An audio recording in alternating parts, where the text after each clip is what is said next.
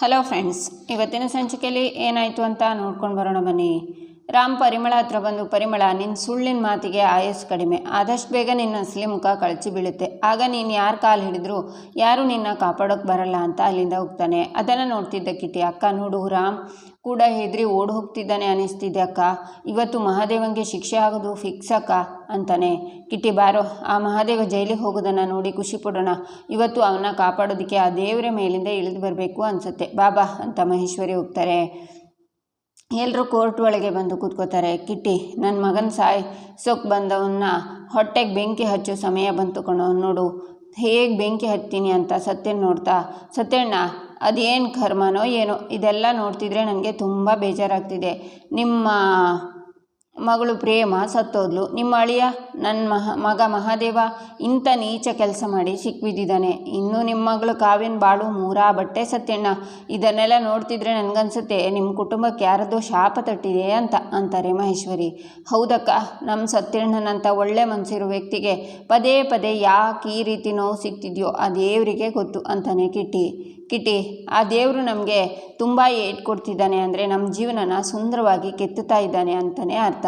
ಕಲ್ಲಿಗೆ ಪೆಟ್ಟು ಹೆಚ್ಚು ಬಿದ್ರೇ ಅದೊಂದು ಶಿಲೆ ಆಗೋಕ್ಕೆ ಸಾಧ್ಯ ಅಂತಾರೆ ಸತ್ಯಣ್ಣ, ಮಹಾದೇವು ಈ ಕೇಸಿಂದ ಬಚಾವಾಗೋದು ಅನುಮಾನ ಅಂತಿದ್ರು, ಸಾಕ್ಷಿ ಸಮೇತ ಸಿಕ್ಬಿದ್ದಿದ್ದಾನೆ, ನೀವೇ ಒಂದ್ಸಲ ಯೋಚನೆ ಮಾಡಿ, ತಪ್ಪು ಮಾಡಿದವರಿಗೆ ಶಿಕ್ಷೆ ಆಗಬೇಕಲ್ವಾ ಅಂತಿದ್ರು ಜನ, ಆ ದೇವರೇ ಕಾಪಾಡಬೇಕು ಅಂತಾರೆ Maheshwari.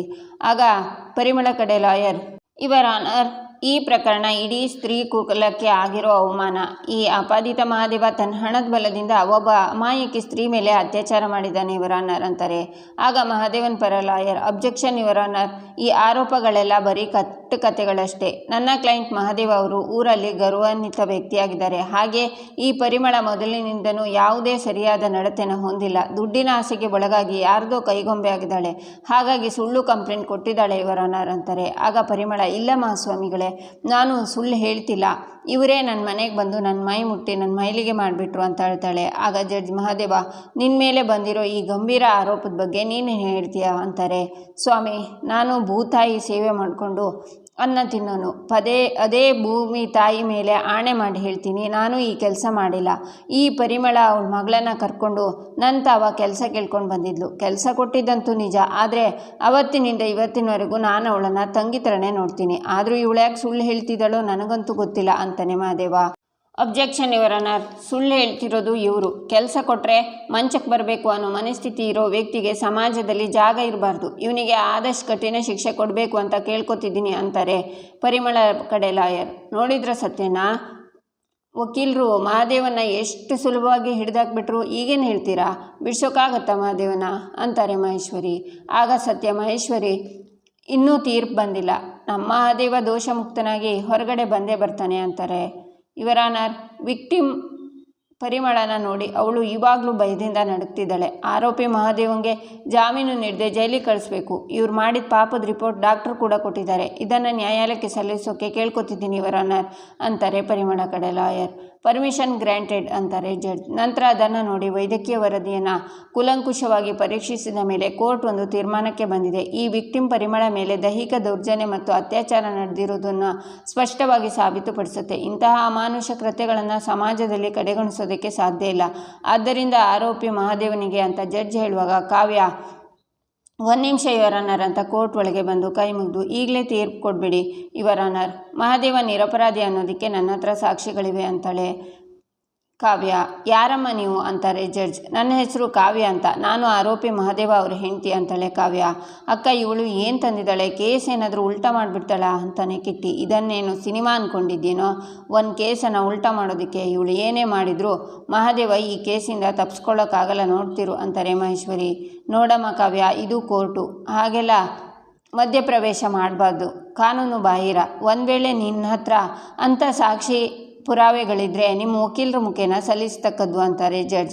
I am sorry your honour, ಒಬ್ಬ ನಿರಪರಾಧಿಗೆ ಶಿಕ್ಷೆ ಆಗೋದು ತಪ್ಪು ಅನ್ನೋ ಕನ್ಸರ್ನಿಂದ ನಾನು ಬಂದಿದ್ದೀನಿ ಅಷ್ಟೇ, ಮಹಾದೇವನ ಮೇಲೆ ಪರಿಮಳ ಮಾಡಿರುವಂಥ ಆರೋಪ ಸುಳ್ಳು, ಅಸಲಿಗೆ ಅಲ್ಲಿ ಅತ್ಯಾಚಾರನೇ ಆಗಿಲ್ಲ ಅಂತ ಹೇಳೋ ಸಾಕ್ಷಿಗಳು ನನ್ನ ಹತ್ರ ಇದೆ ಯುವರ್ ಆನರ್. ಅಮ್ಮ ಬನ್ನಿ ಅಂತ ಒಬ್ಬರನ್ನ ಕರೀತಾಳೆ ಕಾವ್ಯ. ಆಗ ಮಗು ಜೊತೆ ಅವರು ಬರ್ತಾರೆ. ಮಿಸ್ಸಸ್ ಕಾವ್ಯ, ನೀವು ಕರ್ಕೊಂಡು ಬಂದಿರೋ ಈ ಮಗು ಯಾವುದು? ಈ ಕೇಸ್ಗೂ ಮಗುಗೂ ಏನು ಸಂಬಂಧ? ನಿಮ್ಮ ಹತ್ರ ಏನಾದರೂ ಇಲ್ಲಿ ಹೇಳುವಂಥ ಹೊಸ ವಿಷಯ ಇದೆಯಾ ಅಂತಾರೆ ಜಡ್ಜ್. ಇದೇ ಯುವರ್ ಆನರ್, ಈ ಮಗು ಈ ಕೇಸಲ್ಲಿ ತುಂಬ ಮುಖ್ಯವಾದಂಥ ಸಾಕ್ಷಿ. ಕಂಪ್ಲೇಂಟ್ ಕೊಟ್ಟಿರೋ ಪರಿಮಳ ಅವಳ ಮಗಳೇ ಇವಳ ಹೆಸರು ಚಿನ್ನಿ ಅಂತಾಳೆ ಕಾವ್ಯ. ಆಗ ಪರಿಮಳ ಪರ ಲಾಯರ್, ಅಬ್ಜೆಕ್ಷನ್ ಯುವರ್ ಆನರ್, ಒಂದು ಪುಟ್ಟ ಮಗುನ ಕೋರ್ಟಿಗೆ ಕರ್ಕೊಂಡು ಬರೋದು ಕಾನೂನು ಬಾಹಿರ. ಮಗುಗೆ ಏನು ಗೊತ್ತು ಅತ್ಯಾಚಾರದ ಬಗ್ಗೆ? ಇದು ಕೇವಲ ಸೆಂಟಿಮೆಂಟ್ ಡ್ರಾಮಾ ಅಷ್ಟೇ ಅಂತಾರೆ. ಡ್ರಾಮಾ ಅಲ್ಲ ವಕೀಲ್ರೆ, ಆಟ. ಮಹಾದೇವ ಪರಿಮಳದ ಮನೆಗೆ ಹೋಗಿ ದೌರ್ಜನ್ಯ ಮಾಡಿದ್ದು ರಾತ್ರಿ 10 ಗಂಟೆಗೆ ಅಂದ್ರಿ ಅಲ್ವಾ ಪರಿಮಳ ಅಂತಾಳೆ ಕಾವ್ಯ. ಹೌದು ಅಂತಾಳೆ ಪರಿಮಳ. ಪಕ್ಕ ತಾನೆ? ಟೈಮಿಂಗ್ಸ್ ಎಲ್ಲ ಚೇಂಜ್ ಮಾಡ್ಕೋಬೇಕಿದ್ರೆ ಈಗಲೇ ಮಾಡ್ಕೊಂಡ್ಬಿಡು ಅಂತಾಳೆ ಕಾವ್ಯ. ಅಬ್ಜೆಕ್ಷನ್ ಯುವರ್ ಆನರ್, ಇದು ಎಂಥ ಪ್ರಶ್ನೆ ಅಂತಾರೆ ಲಾಯರ್. ಅಬ್ಜೆಕ್ಷನ್ ಓವರ್ ರೂಲ್ಡ್ ಅಂತಾರೆ judge. Thank you your honour. ನಾನು ಸತ್ಯ ಹೇಳಿದ ಮೇಲೆ ಅಯ್ಯೋ ನನಗೆ ಟೈಮ್ ಮರ್ತೋಯ್ತು, ನೆನಪಿರಲಿಲ್ಲ ಅಂತ ಹೇಳಬಾರ್ದು ಅಲ್ವಾ, ಅದಕ್ಕೆ ಕೇಳಿದೆ. ಪರಿಮಳ, ಮಹಾದೇವ ನಿನ್ನ ಮೇಲೆ ದೌರ್ಜನ್ಯ ಮಾಡಿದ್ದು ರಾತ್ರಿ 10 ಗಂಟೆಗಲ್ವಾ? ಆಮೇಲೆ ರಾತ್ರಿಡೀ ಪದೇ ಪದೇ ದೌರ್ಜನ್ಯ ಆಯಿತು ಅಂತ ಹೇಳಿದೆ ಅಲ್ವಾ ಅಂತಾಳೆ ಕಾವ್ಯ. ಹೌದು ಹೌದು ಹೌದು ಅಂತಾಳೆ ಪರಿಮಳ. ಸರಿ ಪರಿಮಳ, ಅವತ್ತಿನ ದಿನ ರಾತ್ರಿ ಎಲ್ಲಾದರೂ ಆಚೆ ಹೋಗಿದ್ಯಾ ಅಂತಾಳೆ ಕಾವ್ಯ. ಇಲ್ಲ, ಮಹಾದೇವನೇ ಅವ್ರ ಕಾರಲ್ಲಿ ನನ್ನ ಮನೆಗೆ ಬಿಟ್ಟರು, ಮನೇಲಿ ಯಾರೂ ಇಲ್ಲ ಅಂತ ತಿಳಿದು ಅಂತ ಅಳ್ತಾಳೆ ಪರಿಮಳ. ಹಾಗಾದರೆ ಅವತ್ತಿನ ದಿನ ರಾತ್ರಿ 9 ಗಂಟೆಗೆ ಎಲ್ಲಿದ್ದೆ ಅಂತಾಳೆ ಕಾವ್ಯ. ಯುವರ್ ಆನರ್, ಕಾವ್ಯ ಅವರು ಕೋರ್ಟ್ ಟೈಮ್ನ ಹಾಳು ಮಾಡ್ತಿದ್ದಾರೆ. ಮಹಾದೇವ ಅವರೇ ಅತ್ಯಾಚಾರ ಮಾಡಿದ್ದಾರೆ ಅಂತ ಹೇಳ್ತಿದ್ರು. ಆ ಸಮಯದಲ್ಲಿ ಈ ಹುಡುಗಿ ಎಲ್ಲಿದ್ಲು ಅಂತ ಕೇಳೋದು ಅಸಂಬದ್ಧ ಅಂತಾರೆ ಲಾಯರ್. ಕಾವ್ಯ, ಏನು ಹೇಳೋದಕ್ಕೆ ಹೊರಟಿದ್ದೀರಾ ನೀವು? ಅದೇನು ಹೇಳಬೇಕೋ ನೇರವಾಗಿ ಹೇಳಿ ಅಂತಾರೆ ಜಡ್ಜ್. ಹೇಳ್ತೀನಿ ಯುವರ್ ಆನರ್. ಪರಿಮಳ ಅವರಿಗೆ ನನ್ನ ಪ್ರಶ್ನೆಗೆ ಉತ್ತರ ಕೊಡೋದಕ್ಕೆ ಹೇಳಿ ಅಂತಾಳೆ ಕಾವ್ಯ. ನಾನು ಮನೇಲೇ ಇದ್ದೆ ಯುವರ್ ಆನರ್ ಅಂತಾಳೆ ಪರಿಮಳ. ಸುಳ್ಳು ಯುವರ್ ಆನರ್, ಇಡೀ ರಾತ್ರಿ ಈ ಮಗುಗೆ ಜ್ವರ ಬಂದಿತ್ತು. ಪರಿಮಳ ಈ ಮಗುನ ಆ ರಾತ್ರಿ ಸರ್ಕಾರಿ ಹಾಸ್ಪಿಟ್ಲಿಗೆ ಕರ್ಕೊಂಡು ಹೋಗಿದ್ಲು. ಅಲ್ಲಿ ರಾತ್ರಿ 9 ಗಂಟೆಗೆ ದಾಖಲೆ ಮಾಡಿರೋದಕ್ಕೆ CCTV ಫುಟೇಜಸ್ ಇದೆ. ಮಾರನೇ ದಿನ ಬೆಳಿಗ್ಗೆ 7 ಗಂಟೆವರೆಗೂ ಪರಿಮಳ ಅಲ್ಲಿಂದ ಬಂದೇ ಇಲ್ಲ. ಹಾಗಿರಬೇಕಾದ್ರೆ ಅತ್ಯಾಚಾರ ಆಗಿರೋದಕ್ಕೆ ಹೇಗೆ ಸಾಧ್ಯ ಯುವರ್ ಆನರ್? ಪರಿಮಳ ಮನೇಲೇ ಇಲ್ಲ ಅಂದಮೇಲೆ ದೌರ್ಜನ್ಯ ಆಗೋದಕ್ಕೆ ಹೇಗೆ ಸಾಧ್ಯ ಅಂತಾಳೆ ಕಾವ್ಯ. ಅಬ್ಜೆಕ್ಷನ್ ಯುವರ್ ಆನರ್, ಕಾವ್ಯ ಅವರು ಕಟ್ಕತೆ ಹೇಳ್ತಿದ್ದಾರೆ. ಪರಿಮಳ ಹಾಸ್ಪಿಟ್ಲಿಗೆ ಹೋಗಿರೋದಕ್ಕೆ ಇವರ ಹತ್ರ ಏನು ಸಾಕ್ಷಿ ಇದೆ ಅಂತಾರೆ ಲಾಯರ್. ಸಾಕ್ಷಿ ಇದೆ, ಇದರಲ್ಲಿ ಹಾಸ್ಪಿಟಲ್ CCTV ಫುಟೇಜ್ ಇದೆ ಯುವರ್ ಆನರ್. ಇದರಲ್ಲಿ ಪರಿಮಳ ಮಗುನ ಎತ್ಕೊಂಡು ಓಡ್ತಾ ಇರೋದು, ಎಮರ್ಜೆನ್ಸಿ ವಾರ್ಡಲ್ಲಿ ಮಗು ಪಕ್ಕನೆ ಕೂತಿರೋ ಎಲ್ಲ ವಿಡಿಯೋಗಳು ಇದೆ. ಈಗ ಹೇಳು ಪರಿಮಳ, ನೀನು ಮನೇಲೇ ಇಲ್ಲ ಅಂದಮೇಲೆ ನಿನ್ನ ಮೇಲೆ ಅತ್ಯಾಚಾರ ಆಗೋದಕ್ಕೆ ಹೇಗೆ ಸಾಧ್ಯ? ಸತ್ಯ ಹೇಳು, ಯಾರದೋ ಕೈಗೊಂಬೆಯಾಗಿ ಸುಳ್ಳು ಹೇಳ್ತಿದ್ಯಾ ಅಂತಾಳೆ ಕಾವ್ಯ. ಆಗ ಭರತ್, ಏಯ್ ಪರಿಮಳ, ಇಷ್ಟು ದೊಡ್ಡ ತಪ್ಪು ಮಾಡಿದ್ಯಾ? ಆಸ್ಪತ್ರೆಗೆ ಹೋಗಿರೋ ವಿಷಯ ನನ್ನ ಹತ್ರನೇ ಮುಚ್ಚಿಟ್ಟಿದ್ಯಾ, ಸಿಕ್ಕಾಕ್ಸ್ತಿದ್ಯಾ ನನ್ನ ಅಂತ ಯೋಚನೆ ಮಾಡ್ತಾನೆ. ಅಮ್ಮಿ ಕಾವ್ಯ, ನನ್ನ ಬಿಡಿಸೋಕೆ ಎಷ್ಟೆಲ್ಲ ಶ್ರಮ ಪಟ್ಟಿದ್ಯಾ ನೀನು ಅಂತ ಮಹಾದೇವ ಯೋಚನೆ ಮಾಡ್ತಾನೆ. CCTV ಫುಟೇಜ್ನ ಕಾವ್ಯ ಕೊಡ್ತಾಳೆ. ಜಡ್ಜ್ ಅದನ್ನು ನೋಡ್ತಾರೆ. ಅಕ್ಕ, ಮಹಾದೇವನ ಕಾಪಾಡೋದಕ್ಕೆ ದೇವ್ರು ಬಂದಿಲ್ಲ, ದೇವತನೇ ಕಳಿಸಿದ್ದಾನೆ ಅನಿಸುತ್ತೆ ಅಂತಾನೆ ಕಿಟ್ಟಿ. ಮುಚ್ಚೋ ಬಾಯಿ, ಕೈಗೆ ಬಂದು ತುತ್ತು ಬಾಯಿಗೆ ಬರಲಿಲ್ಲ ಅಂತ ನಾನು ಮಾತಾಡ್ತಿದ್ರೆ ಇವನದ್ದು ಒಳ್ಳೆ ಅಂತಾರೆ ಮಹೇಶ್ವರಿ. ಸುಳ್ಳು, ಮೋಸ, ಕಪಟ ಆರಂಭದಲ್ಲಿ ಗೆಲ್ಬೋದು, ಕೊನೆಯಲ್ಲಿ ಸೋಲುತ್ತೆ, ಸಾಯುತ್ತೆ ಕೂಡ ಅಂತಾರೆ ಸತ್ಯ. ಈ CCTV ಫುಟೇಜಲ್ಲಿರೋದು ನೀನೇ ಅಂತ ದೃಢವಾಗ್ತಿದೆ, ಇದಕ್ಕೇನು ಹೇಳ್ತೀಯಾ ಅಂತಾರೆ judge. Your honour, CCTV footage ಸತ್ಯಾಸತ್ಯತೆ ತಿಳ್ಕೊಳ್ಳೋದಕ್ಕೆ ಫಾರೆನ್ಸಿಕ್ ಕಳಿಸ್ಬೇಕು ಅಂತ ಕೇಳ್ಕೊತಿದ್ದೀನಿ. ಹಾಗೆ ನನ್ನ ಕ್ಲೈಂಟು ಅವತ್ತಿನ ದಿನ ಮನೆಯಲ್ಲಿ ಇದ್ದರು, ಎಲ್ಲೂ ಹೋಗಿಲ್ಲ ಅಂತ ನಾನು ಒತ್ತಿ ಹೇಳ್ತಿದ್ದೀನಿ ಅಂತಾರೆ ಲಾಯರ್. ಪರಿಮಳ ರಾತ್ರಿ ಆಚೆ ಹೋಗಬೇಕಾದ್ರೆ ಪಕ್ಕದ ಮನೆಯವ್ರ ಹತ್ರ ಅಂಗಲಾಚಿ ಸಹಾಯ ಕೇಳಿರೋದಕ್ಕೂ ಸಾಕ್ಷಿ ಯುವರ್ ಆನರ್ ಅಂತ ಮಗು ಜೊತೆ ಬಂದಿರೋರಿಗೆ ಅಮ್ಮ ಅಂತಾಳೆ ಕಾವ್ಯ. ಹೌದು ಜಡ್ಜ್ ಸಾಹೇಬ್ರೆ, ಪರಿಮಳ ನನ್ನ ಮಗುಗೆ ಉಸಿರಾಡೋಕ್ಕಾಗ್ತಿಲ್ಲ, ಆಸ್ಪತ್ರೆಗೆ ಕರ್ಕೊಂಡು ಹೋಗೋಕ್ಕೆ ಸಹಾಯ ಮಾಡಿ ಅಂತ ಕೂಗ್ತಾ ಇದ್ಲು. ಅದಾದಮೇಲೆ ಆಟೋದಲ್ಲಿ ಕೂತ್ಕೊಂಡು ಆಸ್ಪತ್ರೆಗೆ ನಡೀಲಿ ಅಂತ ಹೇಳ್ತಿದ್ದನ್ನು ನಾನು ನೋಡಿದ್ದೀನಿ. ಅದಾದಮೇಲೆ ನಾನು ಅವಳನ್ನು ನೋಡಿದ್ದು ಬೆಳಿಗ್ಗೆ ಅಳ್ತಿರುವಾಗಲೇ ಯುವರ್ ಆನರ್ ಅಂತಾರೆ ಪಕ್ಕದ ಮನೆಯವರು. ಅಷ್ಟೇ ಅಲ್ಲ ಯುವರ್ ಆನರ್, ಇದರಲ್ಲಿ ಪರಿಮಳ ಬ್ಯಾಂಕ್ ಅಕೌಂಟ್ ಸ್ಟೇಟ್ಮೆಂಟ್ ಇದೆ.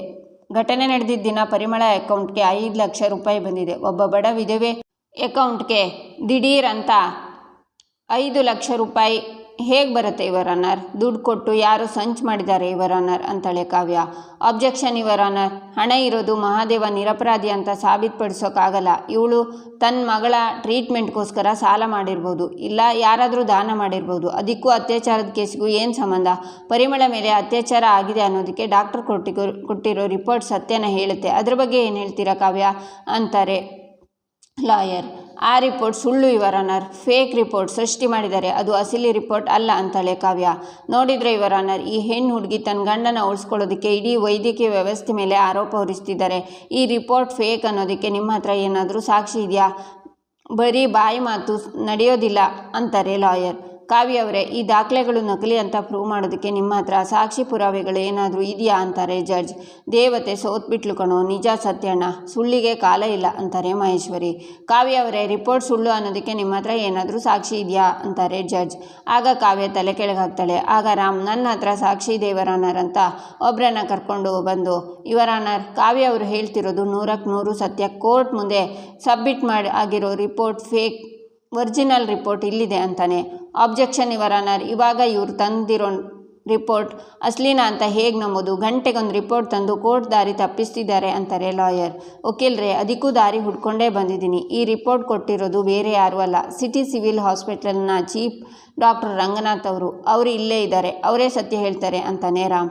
Doctor Ranganath, please come to the back. ನೋಡಿ, ನಿಮ್ಮ ಹತ್ರ ಇರೋ ದಾಖಲೆಗೂ ಈ ದಾಖಲೆಗೂ ಯಾವುದು ಅಸಲಿ ಯಾವುದು ನಕಲಿ ಅಂತ ನೀವು ಸ್ಟೇಟ್ಮೆಂಟ್ ಕೊಡಿ ಅಂತಾರೆ ಜಡ್ಜ್. ಆಗ ಕಟಕಟೆಯಲ್ಲಿ ನಿಂತ್ಕೊಂಡು ರಂಗನಾಥ್ 2 ದಾಖಲೆನ ನೋಡ್ತಾರೆ. ಹೇಳಿ ಡಾಕ್ಟರ್, ಇದರಲ್ಲಿ ಅಸಲಿ ರಿಪೋರ್ಟ್ ಯಾವುದು ಅಂತಾರೆ judge. Your honour, doctor Ram ಅವರು ಕೊಟ್ಟಿರೋ ಅಸಲಿ ರಿಪೋರ್ಟ್ ನನ್ನ ಸೈನ್ ಮತ್ತು ನಮ್ಮ ಆಸ್ಪತ್ರೆ ಸೀಲ್ನ ಫೋರ್ಜರಿ ಮಾಡಿ ಈ ನಕಲಿ ರಿಪೋರ್ಟ್ನ ಕೊಟ್ಟಿದ್ದಾರೆ.